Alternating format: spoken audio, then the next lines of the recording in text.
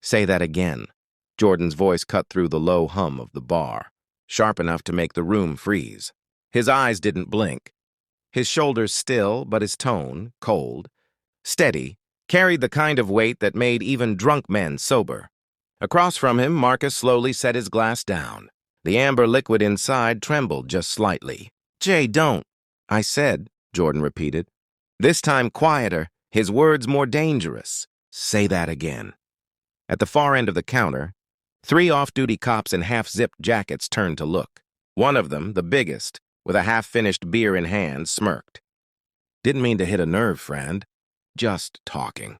You people get so tense these days." Marcus exhaled through his nose. "We're not doing this tonight." Jordan didn't move. His jaw flexed once, twice. The lights from the neon sign above flickered red and blue over his face. Ironic, Marcus thought.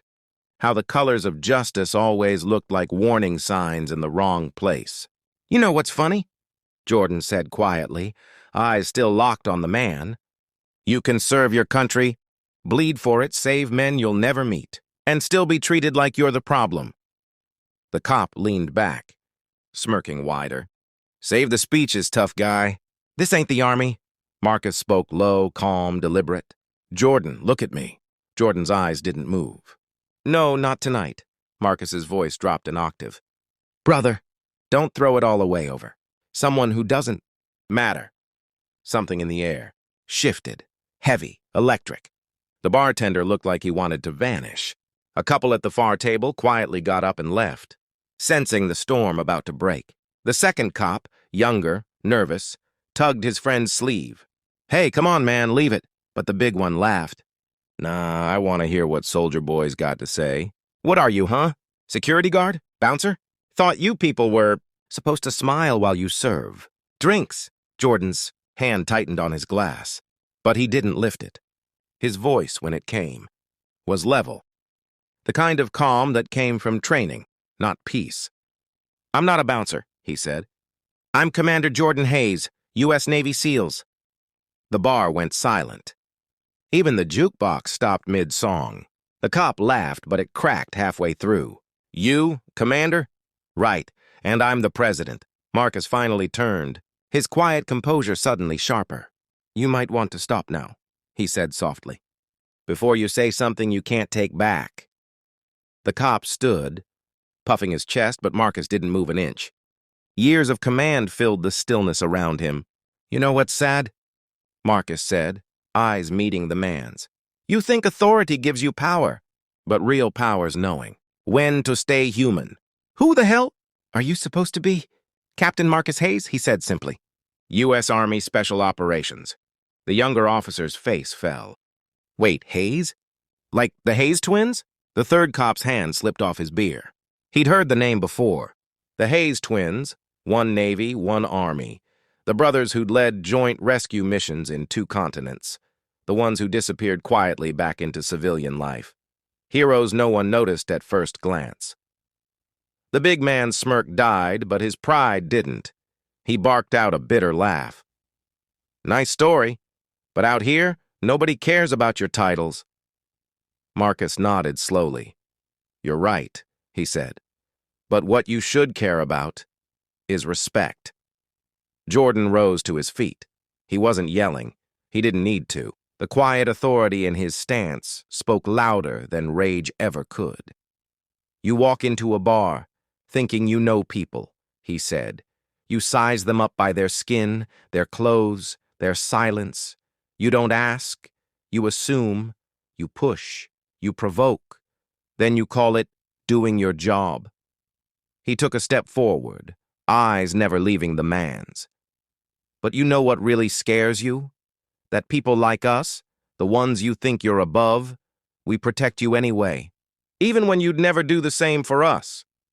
Marcus stood beside him now, shoulder to shoulder.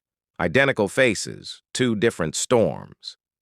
The younger cop swallowed hard. "Come on, man. Let's go," he muttered to his partner. "This isn't worth it." But before they could leave, 2 more officers entered from outside, on duty this time, hearing raised voices. They saw Jordan and Marcus, 2 tall black men, and their hands instinctively went to their belts. The bartender froze. "It's fine," he said quickly. "Just a misunderstanding." "Step away from the counter," one of the new officers barked. Jordan's voice was steady. "You don't want to do this." The older cop from before smirked again, but his tone was shaken now. "They're causing trouble, officers, threatening people." Marcus took a deep breath, palms open at his sides. "Officer," he said evenly, "no one here is a threat." But the young cop's hand was already on his taser. "Sir, I'm asking you to—" Jordan's ID slid across the counter before he could finish. The seal insignia glinted under the neon light. "Commander Jordan Hayes," Jordan said. "United States Navy." Marcus followed with his own badge. Not police, but military identification, the kind that made even experienced officers pause. "Captain Marcus Hayes, U.S. Army." For a moment, no one breathed. The older on-duty cop blinked, reading the names twice. "Wait, you're those Hayes brothers?"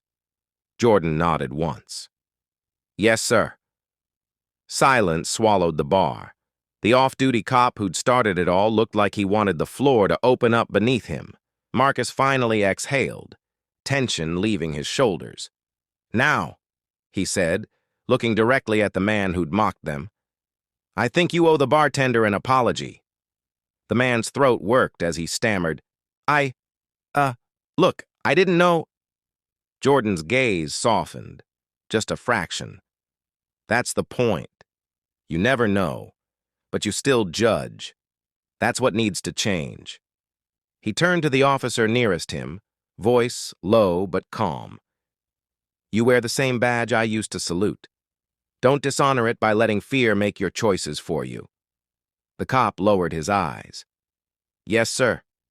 Marcus gently tapped the counter twice, leaving a folded bill under his empty glass. "We're done here." As the twins walked out into the rain, the tension inside slowly dissolved into uneasy quiet. The bartender whispered, almost to himself, "Damn! Real heroes walk among us and we can't even see them." Outside, the night air hit cold and clean. The rain softened into mist, wrapping the brothers in silver light from the street lamps. Jordan spoke first. "You ever get tired of proving who you are?"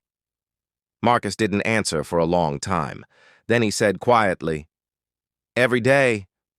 But if we stop, they win." Jordan laughed, a tired, broken sound. "You always know the right thing to say." "Not always," Marcus said. "Sometimes I just remember what Mom taught us." Jordan glanced sideways. "What's that?" Marcus looked up at the city skyline, rain dripping down his face.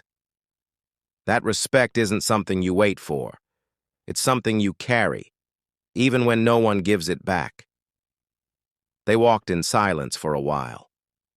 Two brothers, same face, same blood, one tempered by discipline, the other by fire, but both scarred by a world that kept asking them to explain their worth. Behind them, in the bar, the cop who started it all finally muttered to the others, "We messed up bad." The younger one nodded. "Maybe next time, we start with listening." And for the first time that night, something small but important changed. Not just guilt, but reflection. The video hit the internet before sunrise. Someone from the bar had filmed everything. Shaky phone footage, muffled audio, but clear enough to see two identical faces standing their ground with quiet dignity while chaos simmered around them. By morning, millions had watched it. Black twins stand up to racist cops. Commander and captain humiliated by prejudice. Heroes in the shadows. The brothers hadn't said a word publicly. They didn't have to. The internet had already built its version of the story. Marcus sat at the kitchen table, coffee untouched, eyes fixed on the news playing on mute. Jordan paced behind him, restless energy in every step. "You see this?" Jordan said finally. "They're turning it into a circus." Marcus didn't answer. "Look at the headlines, man. They're acting like we wanted this, like we called the cameras. We didn't even say anything after that night." Marcus turned the volume up just slightly. The anchor's voice was calm and polished. Both men are confirmed to be decorated officers, veterans of multiple classified missions overseas. The footage, now viral, has sparked national debate. Jordan slammed his hand against the counter. Debate? It's not a debate. It's life. How many times do people have to live through this before someone actually learns? Marcus finally looked up at him. Sit down. No. Jordan. I said no, Marcus. You can sit there and stare at your coffee like it's going to fix something, but I'm done being quiet. Marcus leaned back slowly, his voice even. You think yelling is going to help? It's not about yelling, Jordan shot back. It's about being heard. Marcus sighed. We've been heard. Now we have to decide what we want people to listen to. Jordan fell silent for a second, jaw tight. Marcus continued, softer now. Every person who sees that video will see what they want to see. Some will see heroes, some will see troublemakers. You can't control that, but you can control what comes next. Jordan rubbed a hand across his face, frustration fading into exhaustion. You really think staying quiet is the answer? No, Marcus said. I think acting with purpose is. The knock on the door cut through their silence. Marcus rose to answer it. Two uniformed officers stood outside. Different precinct, different faces, both looking uneasy. Captain Hayes? Commander Hayes? Yes, Marcus said. The older officer nodded. Sir, on behalf of the department, we wanted to apologize. Jordan folded his arms. You didn't do it. I know, the man said quietly, but we wear the same badge as those who did. It matters to us that you know we don't all stand with what happened. For the first time that morning, Marcus smiled faintly. Thank you. That takes courage. The younger cop swallowed hard.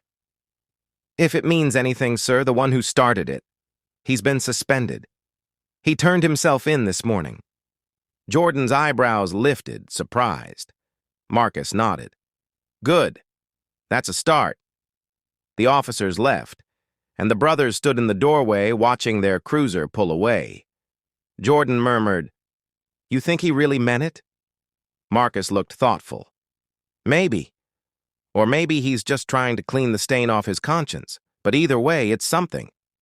Jordan laughed dryly. You're always looking for something good in people, huh? Someone has to. The day went on in a blur of phone calls, emails, interview requests. Everyone wanted to talk to the Hayes twins, but neither answered. That evening, Jordan sat by the window, the sunset bleeding orange and violet through the blinds. He finally spoke, voice low. I keep thinking about that kid at the corner table, he said. The one who looked scared when things got loud.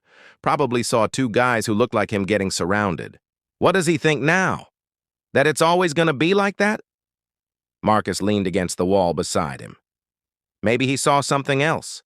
Maybe he saw what standing tall looks like, what calm looks like, what self-respect looks like. Jordan turned. You really believe that? Marcus nodded. Yeah, because that's what I saw in you. Jordan's expression softened, his voice breaking a little. You always keep me from going too far, man. And you keep me from staying too quiet, Marcus said with a half smile. A soft vibration from Marcus's phone interrupted them, a message from their old commander. Proud of you both. The world saw who you really are. Don't let the noise change that. Marcus showed it to Jordan. He read it twice, then stared at the floor for a long moment. When he finally looked up, his eyes were steady again. Maybe we should say something after all. Not for us, for everyone who's ever been on the wrong side of a misunderstanding. Marcus nodded slowly. Then let's do it right. 2 nights later, they went live on social media. Just a quiet video, no fancy production, no dramatic music. Marcus sat on one side, Jordan on the other. Marcus began calm and measured. We didn't plan for that video to go viral. We didn't ask for it. We just wanted a quiet night. But the truth is, this isn't just about us. It's about what happens when people forget to see each other as human. Jordan leaned forward, voice steady but full of feeling. We've both served this country for years. We've led missions where race didn't matter, where the only thing that mattered was keeping each other alive. But when we came home, we realized something. The battle's not always overseas. Sometimes it's right here, in the way people look at you before they know you. Marcus nodded. This isn't about hate. It's about hope. We've seen men change. We've seen fear turn into understanding. So if you watch that video, don't just share it because it made you angry. Share it because it made you think. Jordan finished softly. And if you wear a badge, a uniform, or even just pride in your heart, remember what that really means. It's not power. It's responsibility. They sat in silence for a moment. Then Marcus reached over, turned off the camera. The video spread again, but this time the comments were different. This gave me chills. Respect. True leaders. That last line hit hard. And for the first time in days, Jordan smiled for real. He looked out the window at the streetlights below. You think it'll last? Marcus followed his gaze. Maybe not forever, but maybe long enough to change someone's mind. The next morning, Marcus got a call from an old friend, a police chief in another city. Marcus, we saw your video. My department's starting new training sessions next month. Implicit bias, communication under stress. I'd like you and your brother to speak at the first one. Marcus blinked, surprised. You sure about that? Yeah, the man said. Because people listen differently when the truth comes from those who've lived it. Marcus hung up, staring at the phone, almost stunned. Jordan walked in, hair still damp from a shower. What's up? Marcus smiled faintly. Looks like we've got an audience? Jordan chuckled. Guess we better make it worth their time. They both laughed, a sound lighter than it had been in weeks. Outside, the city buzzed. Cars, sirens, voices, life moving on, just as it always did. But somewhere out there, conversations were changing. People were thinking twice. A few were apologizing. A few more were listening. And sometimes, Marcus thought, that's how the world really shifts. Not through grand speeches, but through quiet examples that make people see themselves. That night, Jordan sat on the porch, sipping coffee as rain began to fall again, just like that night in the bar. He whispered, almost to himself, funny how it started with anger and ended with purpose. Marcus joined him, sitting beside his twin. That's life, brother. Sometimes it breaks you just to rebuild you right. The rain kept falling, steady, cleansing, a rhythm that sounded like peace. The auditorium was full. Rows of police officers, cadets, and veterans filled the seats, uniforms crisp, faces uncertain. Some looked curious, others guarded. But they were all there, waiting for the men from the video. At the back of the room, Marcus adjusted his tie while Jordan straightened his jacket. You ready for this? Marcus asked quietly. Jordan smirked. For once, yeah. No bullets, no missions, just words. How hard can it be? Marcus chuckled. You say that now. The chief stepped up to the podium. Ladies and gentlemen, today's speakers need no introduction. You've seen the video, you've read the headlines, but today you'll hear the truth, not from a clip, but from two men who've lived both sides of the badge and the battlefield. Please welcome Captain Marcus Hayes and Commander Jordan Hayes. Applause rippled through the room, polite at first, unsure. The brothers walked onto the stage side by side, not in pride, but in calm conviction. Marcus spoke first. Thank you for being here. We didn't come to lecture. We came to listen, and maybe help you see what we've seen. Jordan leaned on the podium slightly, his gaze sweeping the room. Most of you wear uniforms. So did we. For us, it meant brotherhood, discipline, trust. It meant protecting the man next to you, No matter his skin, his past, or his name. Because out there, in the field, none of that matters. Survival depends on unity. A murmur of agreement moved through the crowd. Marcus nodded. But when we came home, we learned something painful. The same uniform that commands respect overseas can draw suspicion in your own hometown, if the face inside it looks like ours. Silence. Every eye was fixed on them. Jordan continued, voice steady but full of feeling. What happened that night in the bar, that wasn't new. It just got filmed. We've both faced worse. Not on the battlefield, but in parking lots, grocery stores, gas stations. The difference is we knew how to stay calm. We had training, but not everyone does. Some people don't make it home from nights like that. A few heads bowed. The weight of his words was real. Marcus took a step forward. This isn't about guilt. It's about growth. Every day you meet people who are afraid of you, or who you're afraid of. That fear, it's not your enemy. It's your teacher. You can choose to react, or you can choose to understand. A young cadet near the front raised his hand. Sir, what should we do when someone disrespects us? When they're angry, and we're just trying to keep control? Marcus smiled faintly. Remember this. Respect is not a transaction. It's a reflection. You give it because it defines you, not because they deserve it. Jordan nodded. And control? It's not about shouting louder. It's about being so steady that no one can shake you. The chief in the front row leaned back, impressed.